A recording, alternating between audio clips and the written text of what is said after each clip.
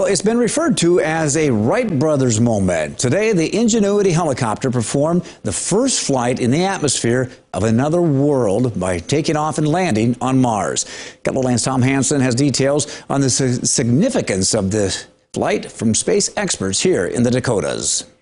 Early this morning, while most of us were sleeping, scientists and engineers at NASA were holding their breath. They sent commands to Ingenuity.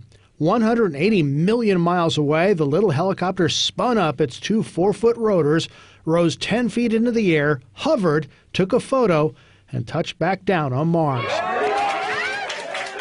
Jim Lacasse is the Landsat Operations Project Engineer at the Aros Data Center near Sioux Falls. He knows exactly what it's like to send commands to an object out in space and wait to see if all the hard work is paid off. It can be nerve-wracking. I know when we have a spacecraft anomaly and you're not quite sure if the commands were received and acted upon, and then when you get the telemetry signals back,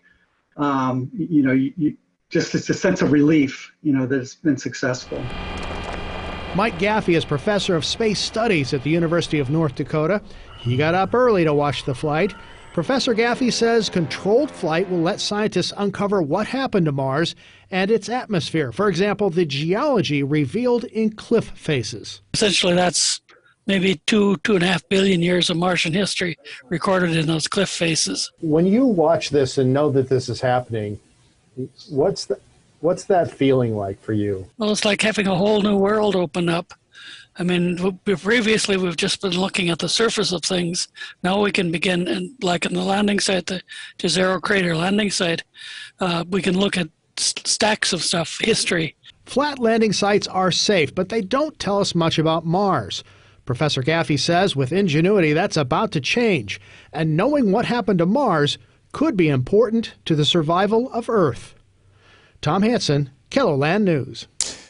Well, the atmosphere on Mars is 95% carbon dioxide, and because the atmosphere is less dense than Earth's, Ingenuity was designed with much bigger rotor blades that spin much faster than they would on Earth.